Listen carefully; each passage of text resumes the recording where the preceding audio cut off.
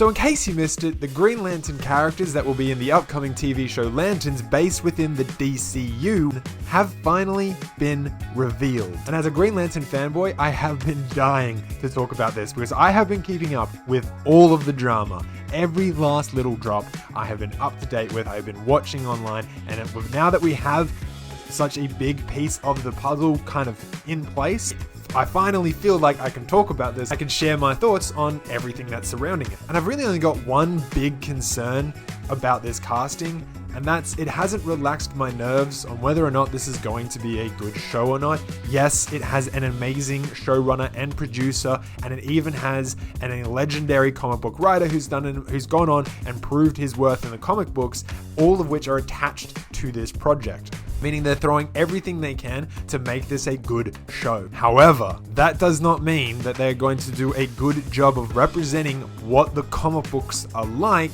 within this world, meaning the fandom is probably going to be left a little bit disappointed that they're not getting what they love about the comic books, especially when you ground the characters under one setting, especially when you ground those characters under one setting on Earth. No. Mm-mm. No. Hell no. No. I refuse. No. The comic books are a deep sci-fi, planetary, space opera style adventure which leads you into all sorts of planets and characters and aliens. But that doesn't mean we're not going to see any of that. It just means that for the primary focus of this story, we're going to be based on Earth, which is a little bit disappointing to see. But hey, look, we're here. This is what's going to happen, and we're going to see whether or not it's going to be a great show. I refuse to be cynical. I want to stay optimistic in the hopes that regardless, we're going to be getting a really good TV show with amazing characters and hopefully get to dabble with the lore of which I love from this show. But let's talk about that casting for a minute, because we've got some funny choices.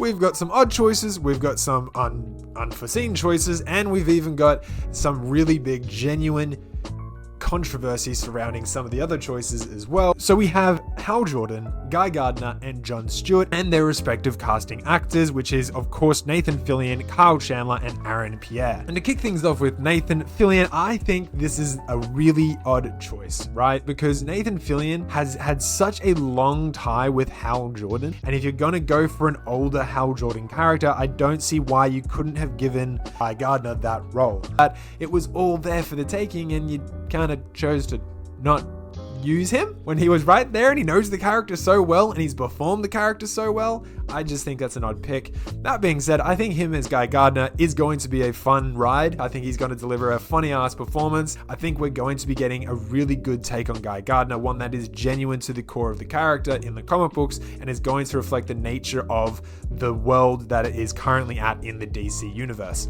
So who did we get as Hal Jordan? That we got was Kyle Chandler. I have seen him in a movie called Game Night. That is my most recent and freshest memory of what he's done in any under any context, and I can't see that becoming Hal Jordan. It's an odd pick for me that they went with Kyle Chandler, because the other choice they wanted to go for was Josh Brolin, who did kind of admit that he was actually genuinely offered that role, which means you've got Josh Brolin, who has a very dark, grim, gritty resume, which is what the show was originally being casted as and told as, and then you have Kyle Chandler, who just doesn't give the same aura as somebody as Josh Brolin, especially when you compare all of their performances next to each other. It just doesn't make a lot of sense how you went from Josh Brolin to Kyle Chandler. And yet, somehow, we did. I think Kyle's going to do a great job. I think between the two, I'd actually rather Kyle Chandler, because he's going to have probably a bit more air of optimism about him at first. Maybe he goes darker, maybe he gets more angry, but I think at first, it's going to be a much lighter, much more optimistic role, at least at the start of the show. And given that he's only signed on for one season of the show, I think it makes clear sense that they're probably going to get him to kick the bucket after one show, but I'm hoping that's going to be like way at the end. So we do get a good 7-8 hours of Hal Jordan in a Green Lantern TV show to some extent, which will be nice to see. But now we need to talk about the most obvious, most controversial one, which is of course Aaron Pierre. Look, I think that he's going to be great. I think he's going to deliver an amazing performance. I watched Rebel Ridge. It was incredible. It wasn't what I was expecting, but that's because of marketing, but it was still an amazing film. And it was essentially a Jon Stewart audition tape. Like, if you want to see what he's going to be like as Jon Stewart, watch Rebel Ridge, because that's going to give you some pretty clear insight as to how he's going to deliver the role of Jon Stewart, given that the character he played in Rebel Ridge was an ex-army officer. Call in any units on patrol. Yep. Here come your peeps. Chief, You want to honor that deal, or do I gotta transition to put E? some distance between you.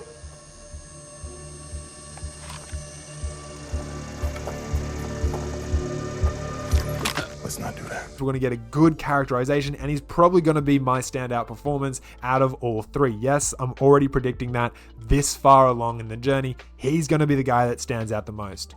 So it is colorism at play, and he should not have gotten the role, is what everybody is saying online.